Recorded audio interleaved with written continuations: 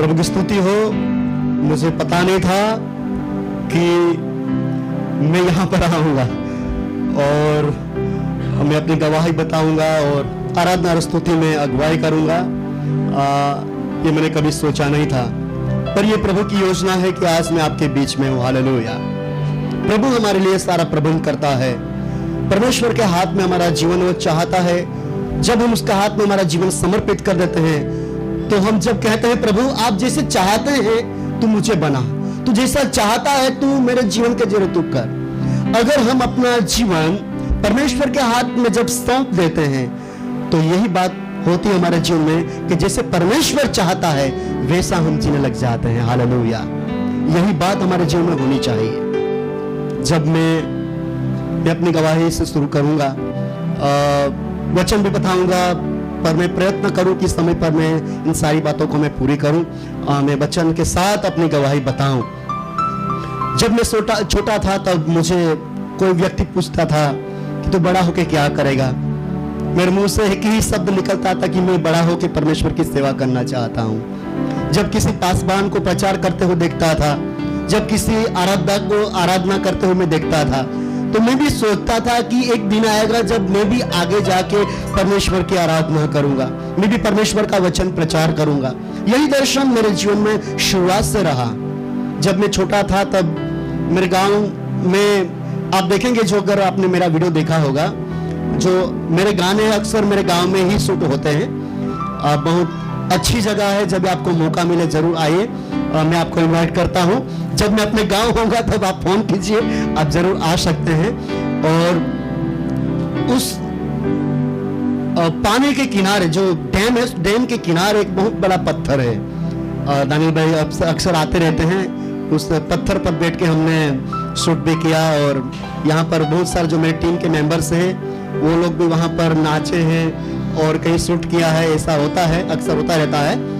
तो उस पत्थर पर बैठ के मैं कभी कभी जाके मैं गीत लिखता था, पर मुझे पता नहीं था कभी कि मैं प्रभु के लिए इतना सारा कर सकूं। हालांकि जो भी कर रहा हूं वो ज्यादा नहीं है, जो मेरे जीवन से हुआ है मैं प्रयत्न कर रहा हूं। पर मुझे ऐसा मालूम नहीं था कि आने वाले दिनों में परमेश्वर मेरे जीवन का इस्तेमाल ऐसे करेगा। और ऐसे मेरे जीवन की शुरुआत हुई और बात ऐसी हुई। और जब मैं 10वीं कक्षा में पढ़ता था तब मैंने परमेश्वर से वायदा किया कि प्रभु मैं बड़ा होके आपकी सेवकाई करना चाहता हूं। अगर आप मेरे लिए ऐसा करेंगे कि अगर आप मुझे 10वीं कक्षा में पास कर देंगे तो मैं आपकी सेवा करूंगा। देखिए हम कैसे लोग हैं, कभी कभी परमेश्वर के आगे ऐसा वायदा कर देते हैं। ठीक है, बहुत सारे लोग, मैं हूं, आप भी ऐसा करते हैं। ठीक है कि प्रभु अगर आप मेरे लिए यह करेंगे तो मैं आपके लिए यह करूंगा, है ना। हम अक्सर ऐसा करते हैं। तो मैंने भी ऐसा ही किया। प्रभु को बोला कि प्रभु बस मुझे 10वीं कक्षा में पास कर दीजिए तो मैं उसके बाद आपकी सेवा करूंगा। जैसे ही मैं पास हो गया, ज्यादा बात नहीं बताऊं, जैसे ही मैं पास हो गया अपने क्लास में, हालांकि मुझे इतना ज्ञान नहीं था, तो फिर भी मैंने मेहनत किया। मैं अपने क्लास में दूसरे नंबर पर आया और उसके बाद कुछ अलग सा ही प्रयत्न शुरू हुआ मेरे जीवन में। मैं सोचा कि अभी मुझे कुछ अलग क्षेत्र में जाना चाहिए कि जहां जाके मैं अपनी नौकरी कर सकूं। मैं ऐसा सोचने लगा। मैं टीचर बनने का सोचने लगा। उसके बाद मुझे कृषि डिप्लोमा करने का मन हो गया, पर इन सारी बातों को मैं नहीं कर पाया क्योंकि परमेश्वर की योजना मेरे जीवन में अलग थी।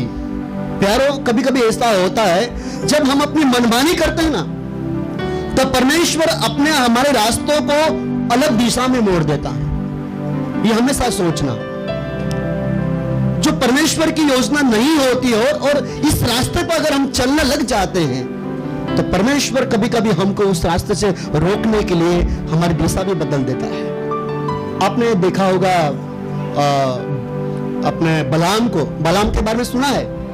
बलाम जो था, परमेश्वर ने उसको ना बोला, फिर भी एक बार तो ना बोल दिया क्योंकि परमेश्वर का हाँ में हाँ होता है और ना में ना होता है। एक बार अगर परमेश्वर ने बोल दिया कि ये नहीं करना है तो नहीं करना है। लेकिन क्या हुआ, बालक ने जब बलाम के पास दूसरी बार कुछ उसके जाने माने लोगों को और भेजता है, कुछ सोना और चांदी जो भी लेके भेजता है, तो उसके मन में लग गया कि अरे यार इतनी सारी चीजें लेकर आया है, दोबारा परमेश्वर को जाकर पूछ लेता हूं परमेश्वर क्या चाहता है। देखिए यही मिस्टेक हम अपने जीवन में अक्सर करते रहते हैं। एक बार अगर परमेश्वर ने नाम बोल दिया तो वो नहीं करना। तो यही बात हुई बलाम के जीवन में। वापिस वो परमेश्वर के पास जाता है, पूछने लग जाता है, प्रभु क्या मैं जाऊं क्या? इस्राएल लोग श्राप देने के लिए जाऊं? परमेश्वर तो पहले से ना बोल चुका था। उसको जवाब क्या मिलता है मालूम है? या? अगर तू चाहता है भाई जा, अभी ठीक है तू जा सकता है, पर जैसे मैं कहूंगा वैसे आपको करना है। पर परमेश्वर की मर्जी नहीं थी कि बलाम उसके घर से जाके इस्राएल लोग के बारे में कुछ बुरा कहे या उन लोगों को श्राप दे। इसलिए जब वो रास्ते से गुजर रहा था, जब वो जा रहा था, तब रास्ते में परमेश्वर का दूत खुली तलवार लेके खड़ा रहता है। वो क्यों खड़ा रहता मालूम है? बलाम को मारने के लिए। क्योंकि परमेश्वर की योजना में वो बातें नहीं थी। इसलिए क्या हुआ मालूम है? गधे को कभी बोलते हुए सुना है आपने? नहीं सुना है ना? वो गधा जो उसका आवाज निकलता है वही आवाज। लेकिन परमेश्वर का वचन यह कहता है कि गधा क्या करा? गधा बोला। क्या बोला? अगर मैं गधी थी ना, अगर मैं नहीं बैठ गई होती तो क्या होता? वो सामने जो स्वर्गदूत है वो आपको क्या करता? मार डालता है। वो गधी बोली। देखिए यही बात है जो परमेश्वर हमारे जीवन में चाहता है। मैं भी कभी अपने जीवन में यही बातों को करना चाहता था। चाहे परमेश्वर को मैंने वादा दे दिया, पर जब मैं 12वीं कक्षा में आया तो परमेश्वर से मैं दूर चला गया। अक्सर परमेश्वर की आत्मा बार बार मुझसे बात कर रही थी। हालांकि मेरा जीवन ऐसा था, लोग जब मुझे देखते थे तो कहते थे कि ये लड़का बहुत अच्छा है, पर मैं जानता हूं मैं कितना अच्छा था। अपने जीवन को हम खुद ही जानते हैं कि हम कितने अच्छे हैं, है ना? कोई नहीं जानता। कभी कभी पत्नी का जीवन पति नहीं जानता और पत्नी का जीवन पति भी नहीं जानता। कभी कभी बच्चों का जीवन माँ बाप नहीं जानते और माँ बाप बच्चों के जीवन के बारे में नहीं जानते हैं। अपने परिवार में रहते हुए भी उन लोग का पर्सनल जो लाइफ होता है, व्यक्तिगत जीवन होता है, उस जीवन के बारे में अनजान रहते हैं। कभी कभी इसकी घटनाएं घटती, बाद में पता चलता है हमें तो पता ही नहीं था कि आप ऐसे कर रहे होंगे, या अगर आप ऐसे करने वाले थे। जो भी है, मैं आपको बताना चाहता हूं, कभी कभी हम ऐसा करते हैं। मेरे जीवन में भी ऐसा ही था कि जब मैं सोचा कि मेरे जीवन में कोई नहीं जानता है, मैं अक्सर क्वायर में गाना गाता था, मैं बहुत सारी एक्टिविटीज में शामिल था, पर मुझे मालूम था कि मैं परमेश्वर से कितना दूर था। एक दिन ऐसा हुआ, हालांकि कल मैंने अपनी गवाही बहुत शॉर्ट में खत्म की थी। आज भी जैसे परमेश्वर की आत्मा मुझे अगुवाई करेगी वैसे ही मैं बोलूंगा। एक दिन ऐसा हुआ, रात का समय था, मैंने एक आवाज सुनी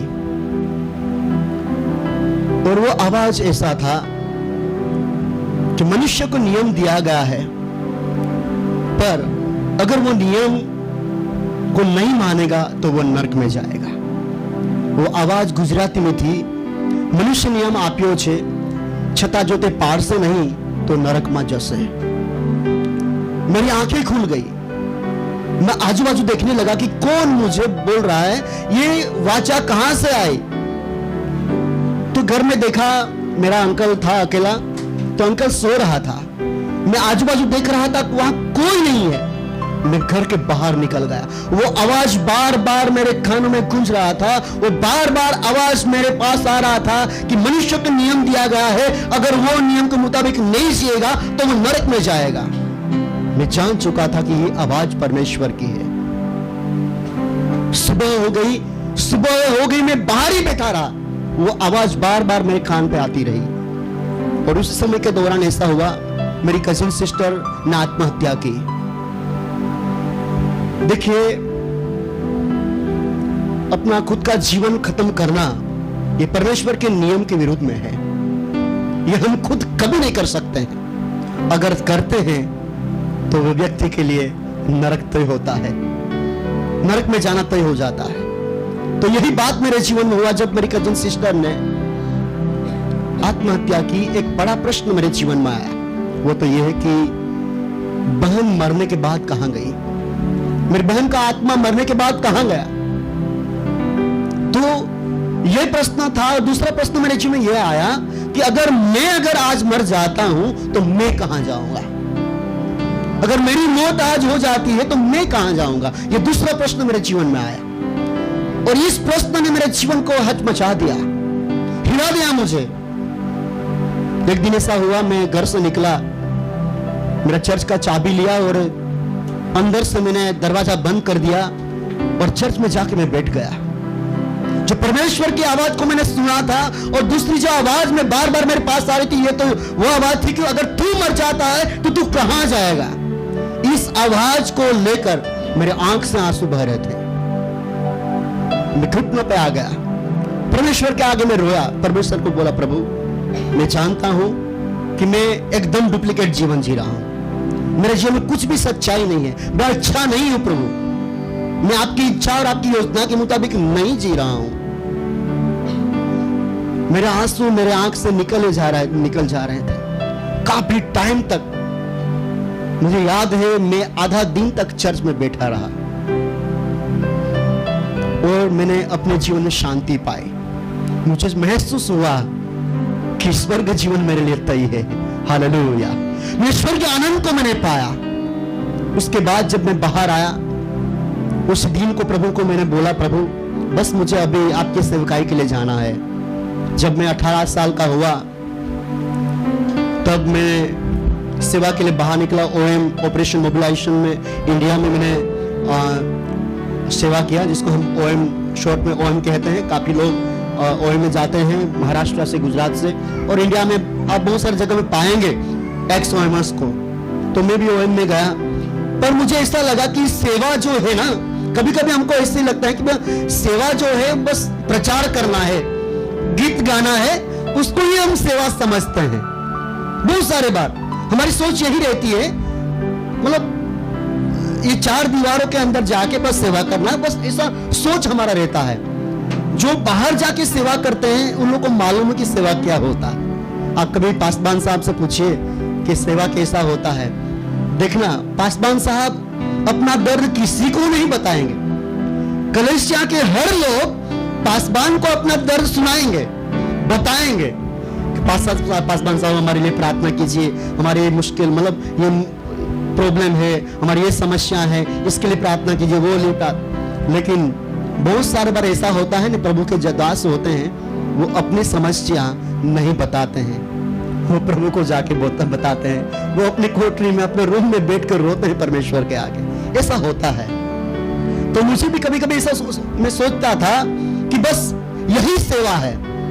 पर जब ऐसा हुआ कि पहले ही दिन जब प्रचार के लिए मैं एक शहर में गया, एक सोसाइटी में गया, और परमेश्वर का वचन लेके हम घूम रहे थे, कुछ लोगों ने हमको बुलाया, भाई क्या है? हम बोले कि भाई कुछ बुक्स हमारे पास है। बोले आप यीशु वाले हैं, अभी निकल जाओ तो अभी हम आपको कुछ कर सकते हैं, मतलब आपकी पिटाई हो जाएगी। वो पहला ही दिन था मेरे लिए जब मैं प्रचार के लिए बाहर निकला। क्या हुआ मालूम है? मेरे साथ जो भाई था वो तो काफी टाइम से सेवा कर रहा था, मेरा तो पहला ही दिन था, तो मेरा तो पसीना निकलने लग गया। अभी क्या बोलूं, क्या करूं करके पूरा दिन एक क्या बोलते हैं पुल पर जाके बैठ गए, आधा दिन तक बैठे रहे, शाम को फिर मतलब हम टीम में लौटे। ये मेरा पहला दिन था। फिर मैं सोचने लगा, प्रभु से प्रार्थना करने लगा, प्रभु जो सेवा जो है वो सरल नहीं है। फिर तो परमेश्वर ने काफी अनुभव से मुझे गुजारा। जब ऐसा होता था कि हम कहीं घरों में जाते थे तो लोग घर के अंदर से आटा लेके निकलते थे। उन लोगों को ऐसा लगता था कि ये मांगने आए हैं, तो ऐसा बोलते थे इतना ही आटा ही इतना ही लेके जाए। मैं नहीं, हम भीख मांगने के लिए नहीं आए, आपके लिए कुछ लेके आए हैं। हालेलुया। प्रभु यीशु के बारे में हम आपको बताने के लिए आए हैं। कभी कभी लोग मालूम है क्या करते थे, खुला पैसा लेके आते थे, 1 रुपया 2 रुपया, आज आटला ज रुपया छे ले जाओ भाई, 2 रुपया छे, आज इतना ही रुपया है, 2 रुपया लेके जाइए। कभी कभी ऐसा महसूस होता था कि मतलब प्रभु क्या करें, हम घर पे तो सब कुछ है, सुख से चैन से रह सकते हैं, किसी का सुनना नहीं है, कुछ नहीं। पर हम तो जैसे ही फील्ड में जाते हैं, बाहर जाते तो ऐसा अनुभव हमको होता है। और एक बार तो ऐसा हुआ जब मैं 21 साल का था, हालांकि मेरा उसके पहले भी ऐसा हुआ जब 1998 में जब मैं पहली बार जब सेवा के लिए निकला तो मेरा एक्सीडेंट हुआ। वो सब सारी डिटेल नहीं बताऊंगा, पर मेरा पैर टूट गया। तो जो नी कैप होती है ना, यहाँ पर जो घुटना होता है, नी कैप आती है, वो नी कैप का 4 टुकड़ा हो गया और मेरी हालत बहुत बुरी हो गई। यहाँ मतलब मुंह पर भी काफी जख्म था और खून मेरे मुंह से, नाक से निकल रहा था। तो जब ऐसी स्थिति में मैं आया तो मैं परमेश्वर से एक प्रार्थना कर रहा था, प्रभु मुझे मरना नहीं, मुझे जिंदा रहना है। एक ही प्रार्थना कर रहा, प्रभु प्लीज मुझे मरना नहीं है, मुझे जिंदा रहना है और मुझे आपकी सेवा करना है। मैं बस इतना ही बोल रहा था। तो तुरंत ही मुझे अस्पताल लेके गए, वहां मेरा ऑपरेशन हुआ, वो एक्सरे वगैरह लिया और देखा हेमरेज हुआ वगैरह, वो सब चेक किया, मेरा हेमरेज नहीं हुआ था। जब रास्ते में मुझे अस्पताल लेके जा रहे तब मेरा एक साथी था, वो बार बार मुझे हिला रहा था, किशोर किशोर करके। जब मेरा आंख बंद करता था, पर मैं आंख बंद वो इसलिए करता था, मैं प्रार्थना कर रहा था प्रभु मुझे मरना नहीं है करके, पर उसको ऐसा लगता था कि वो मर रहा है तो बार बार हिला रहा था मुझे। पर मुझे भी ऐसा लग रहा था कि शायद ऐसा हो सकता है मैं कभी मर सकता हूं, मतलब मुझे ऐसा महसूस हो रहा था। पर मैं आपको बताना चाहता हूं, परमेश्वर की मर्जी के बिना हमारे जीवन में कुछ नहीं होता है। हालेलुया। प्रभु वैसे आपको मरने भी नहीं देगा। हालेलुया। जब परमेश्वर चाहता है कि आपके जीवन के जरिए बड़ी सेवा हो, तो प्रभु यही चाहता है। मेरा ऑपरेशन हुआ, 3 महीना तक मैं चल नहीं पाया। पता है क्या हुआ, मेरे घर पे, मैं हैदराबाद में था, मेरे घर पे ऐसा मैसेज पहुंचा कि आपका जो बेटा है, मेरे पेरेंट्स को बताया गया कि आपके बेटे के दोनों पैर काट दिए गए हैं। देखिए कभी कभी ऐसा होता है ना, मैं तो अपने मतलब माँ बाप का एक ही बेटा हूं, मेरी 3 बहनें हैं बड़ी, उसके बाद में बेटा हुआ। तो मेरे माँ बाप की मतलब मेरे पिता की भी इच्छा नहीं थी कि मेरा बेटा सेवा के लिए जाए। अक्सर ऐसा होता है, 4-5 बेटे हैं तो बोलेंगे 2-3 चले जाएंगे कोई बात नहीं, एक तो रहेगा हमारे साथ, पेरेंट्स यही सोचेंगे। लेकिन एक ही रहेगा तो बेटा मत जाना प्लीज, एक ही तो सहारा है। ठीक है, ऐसा रहता है ना, मेरा भी ऐसा हुआ। पर मैं तो परमेश्वर से यही प्रार्थना करता था कि प्रभु नहीं, मुझे आपकी सेवकाई के लिए जाना है। अगर आपकी मर्जी है तो इस दुनिया की कोई ताकत मुझे नहीं रोक सकती है। और मेरे लिए यही हुआ। पर जब पेरेंट्स ने ये सुना कि मेरे दोनों पेट काट दिए हैं, तो क्या हालत हुआ। जब फोन किया ऑफिस में तो साहब ने बताया कि वैसा नहीं है, उसका सिर्फ ऑपरेशन हुआ है। जब मैं अपने गांव लौटा, 2 महीने के बाद मैं अपने गांव लौटा, 2-2.5 महीने के बाद, तो मैं चल नहीं पा रहा था बराबर। एक पाँव मेरा जो है वो शॉर्ट हो गया था, तो ऐसा चल रहा था मैं, ऐसा करके। ठीक है, तो बहुत मुश्किल हो रहा था। मेरे पेरेंट्स ने मुझे बताया कि तू अभी सेवा के लिए नहीं जाएगा जब तक तेरा पैर ठीक नहीं होता है।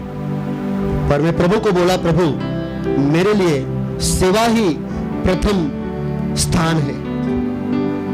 तो मैंने पेरेंट्स को नहीं माना। मेरे दिन खत्म नहीं हुए छुट्टी के और मैं घर से चल निकला। मेरे पेरेंट्स ताही बोल रहे थे। पर मैं आपको बताना चाहता हूं, मैं भले ही अच्छी तरह से नहीं चल पा रहा था, मैं लंगड़ा था, पर मैं आपको बताना चाहता हूं, जब मैं पहुंचा ट्रेनिंग के लिए, 3 दिन मेरी ट्रेनिंग थी, तो हम टेरेस पे रहते थे, वहां से मैं उतर रहा था, मेरे सर पर एक गद्दा था और 5th स्टेप से मेरा पैर फिसला और मैं नीचे आ गिरा। और जैसे ही नीचे आ गिरा मैं, तो मेरे पैर में बहुत जोर से आवाज आई। सब लोग वहां दौड़ आए, बोले क्या हुआ करके। एक अंकल था, उसको मैंने बोला कि अंकल मेरे पैर में बहुत जोर से आवाज आई है, शायद मेरा पैर वापिस टूट गया है। अंकल बोला कि आप अपना पैर सीधा कीजिए। मैंने प्रयत्न किया। मैं आपको बताना चाहता हूं, मेरा पैर टूटा नहीं था, पर मेरा लंगड़ा पैर अच्छा हो गया था। Hallelujah, hallelujah. मैं आपको बताना चाहता हूं, जो मेरा पैर जाम हो गया था वो फ्री हो गया। 5th स्टेप से मैं गिरा तो परमेश्वर ने मुझे वो चंगाई के लिए गिराया। हालेलुया। कभी कभी हमको ऐसा लगता है मैं क्यों गिरा, पर अगर आप पॉजिटिव रहेंगे तो प्रभु आपको बोलेगा क्यों आप अच्छाई के लिए गिरे हैं। Hallelujah, hallelujah. तो यही बात होती है हमारे जीवन में। अगर मैं सेवा के लिए दूसरी बार अगर नहीं गया होता तो मैं आज भी यहां नहीं आता, मैं लंगड़ा ही रहता। अगर अच्छा होना है तो परमेश्वर की सुनना। हालेलुया। आवाज तो बहुत सारे आएंगे दुनिया से, बच्चों का आवाज आएगा, पति का आवाज आएगा, पत्नी का आवाज आएगा, मित्रों का आवाज आएगा, जो भी है अगल बगल से बहुत सारा आवाज आएगा। लेकिन हमको सर्वप्रथम जो है सबसे पहले किसका आवाज सुनना है? परमेश्वर की आवाज को हमको सुनना है। यही बात है।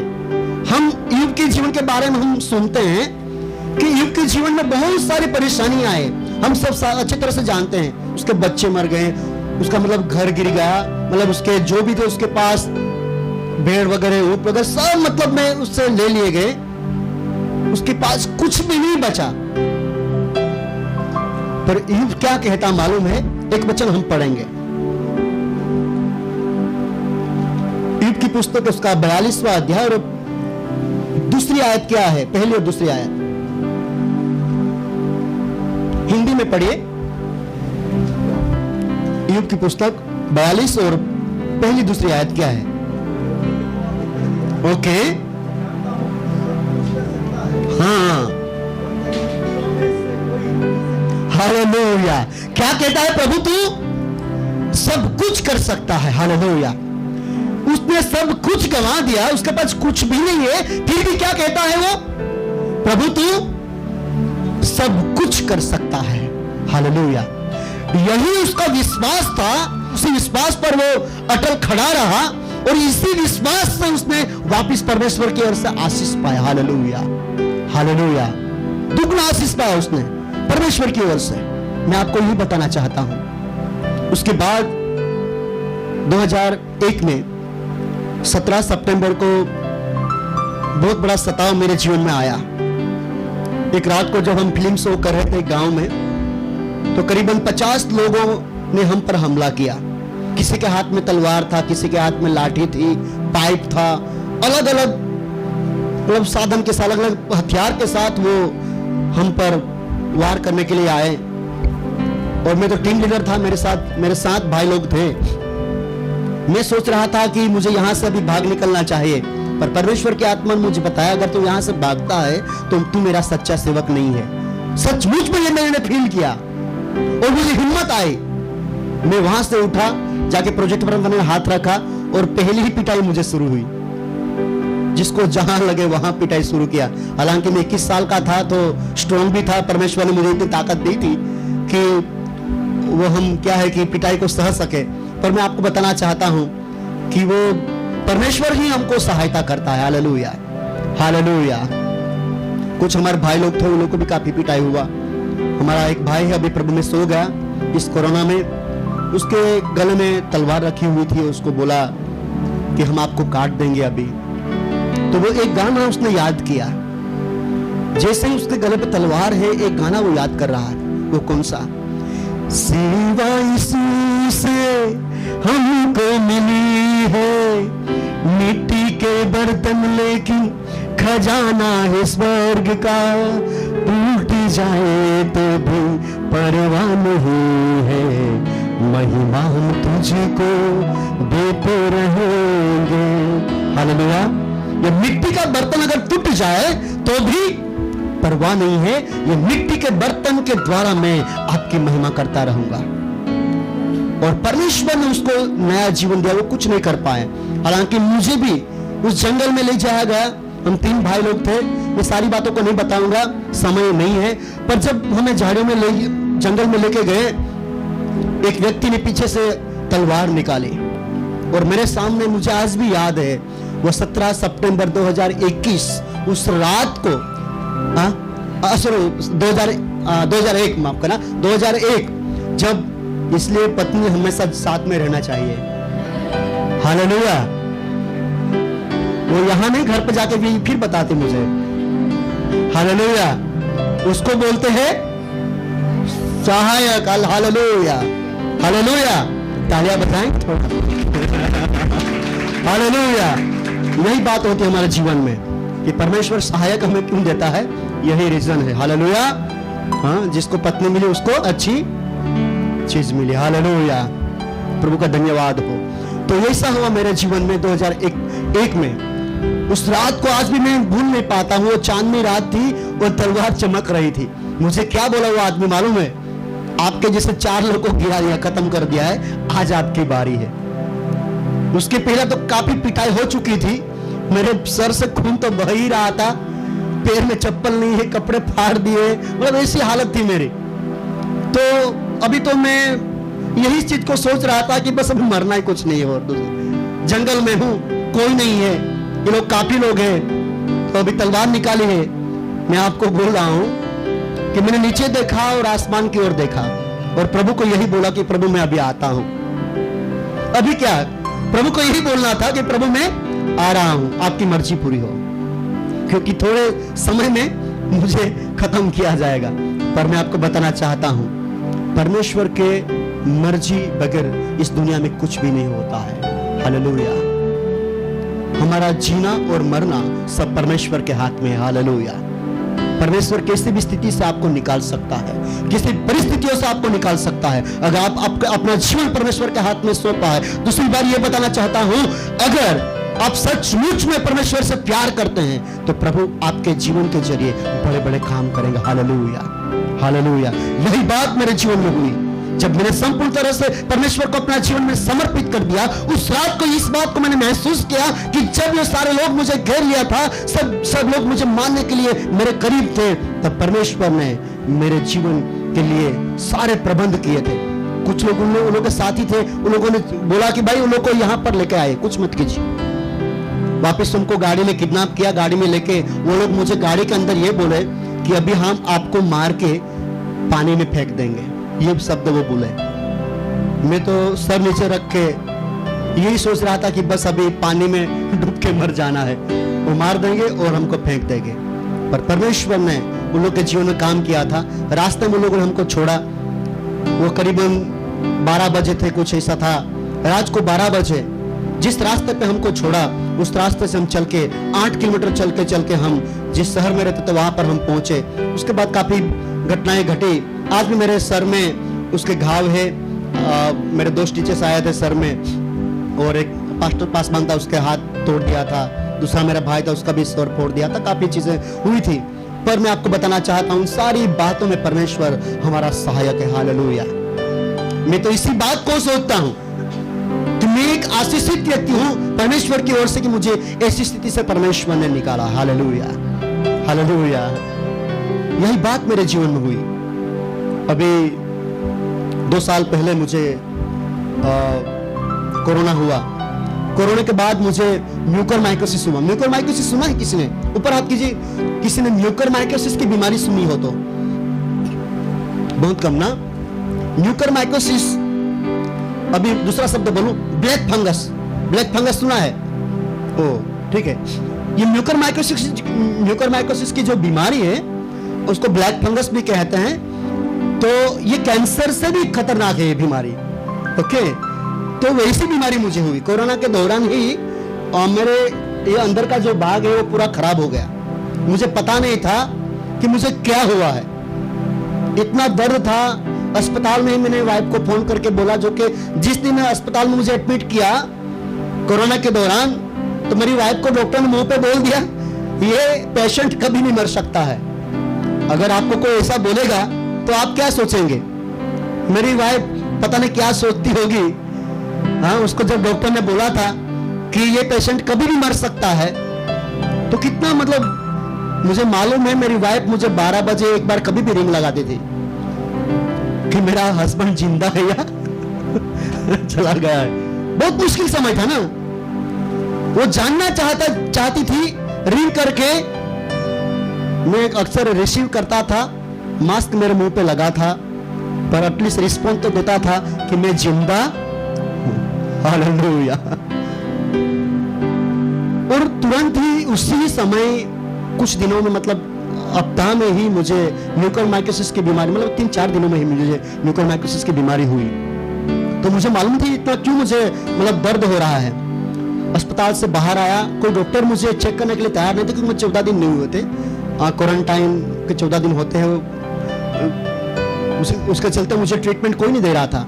एक दिन मेरे वाइफ को मैंने बोला, वो आपको ज्यादा नहीं बताऊंगा, पर एक दिन मैंने वाइफ को मैंने बोला कि मैं अभी जिंदा नहीं रह पाऊंगा, क्योंकि मेरी जो पीड़ा है वो भयंकर है।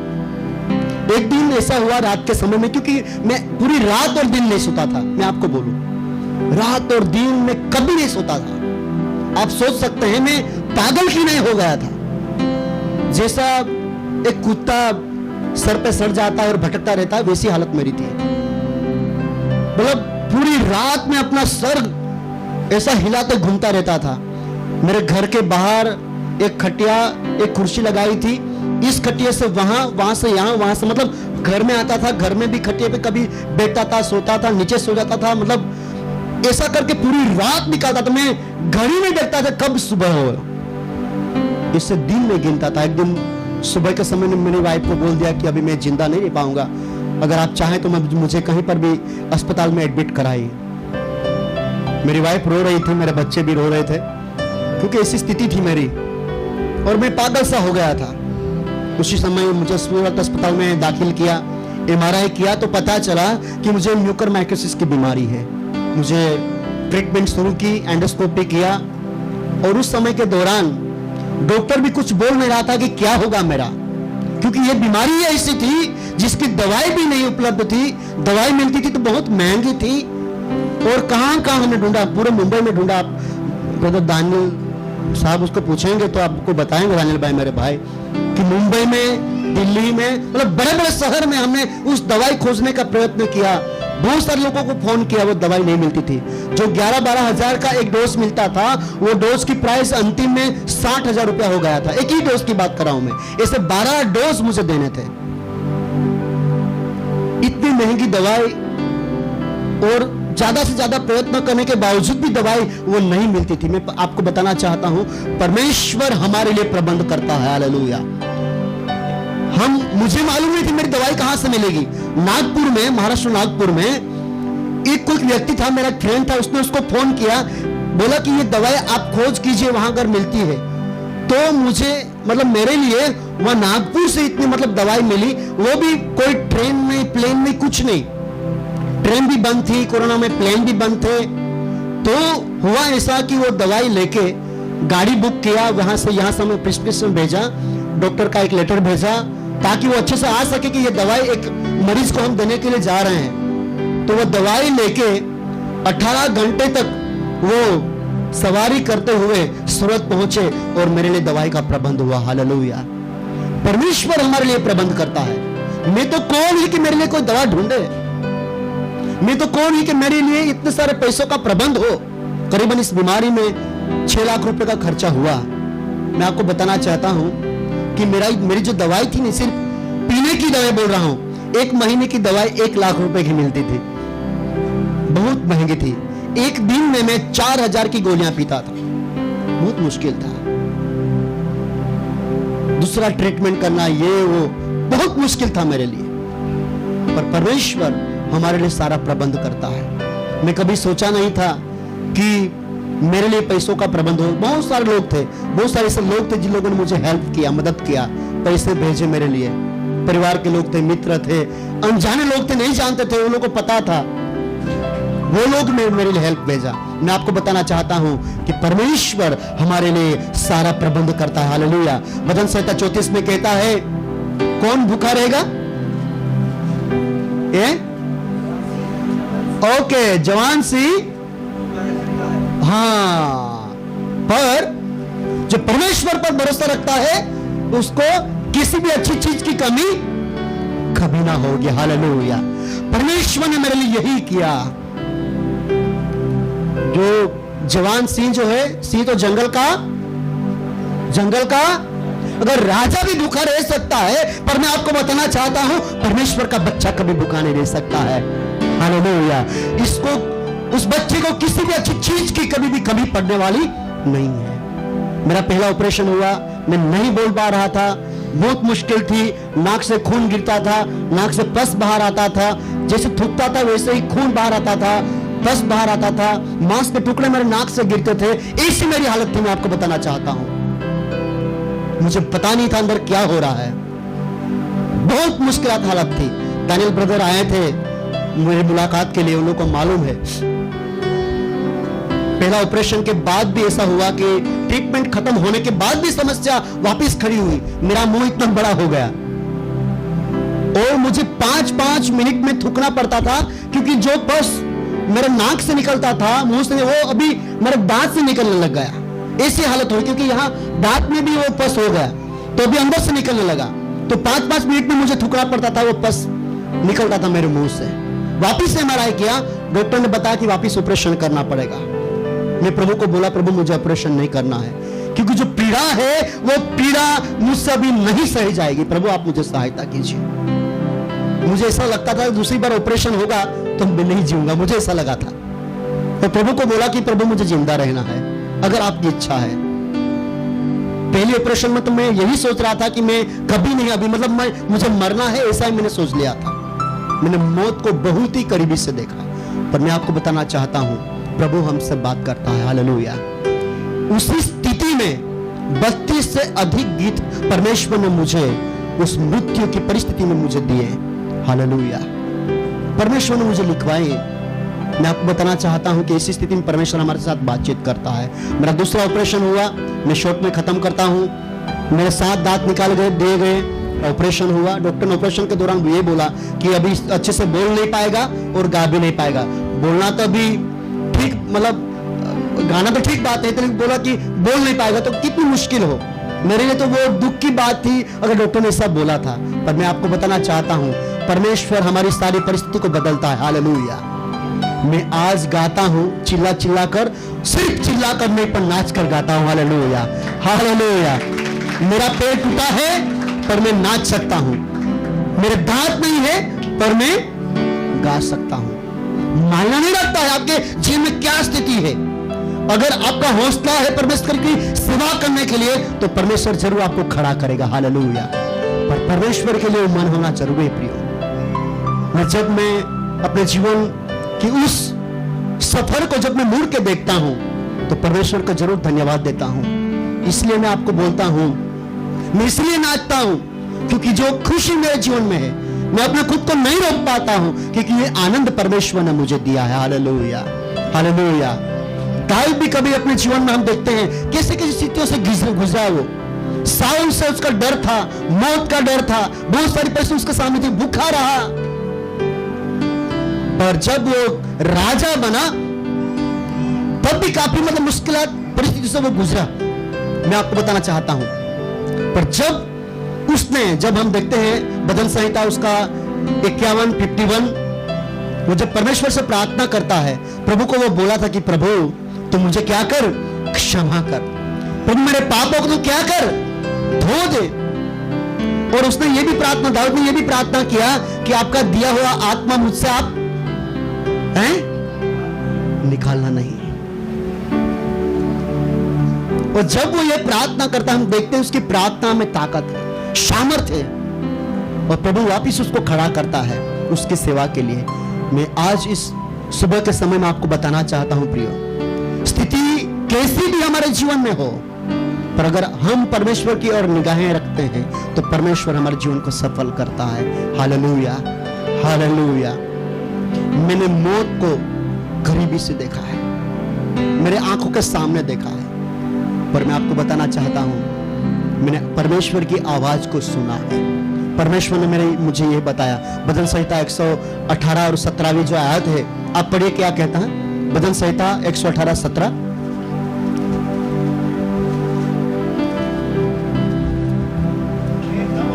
हाँ, मैं न मरूंगा वरन जीवित रहूंगा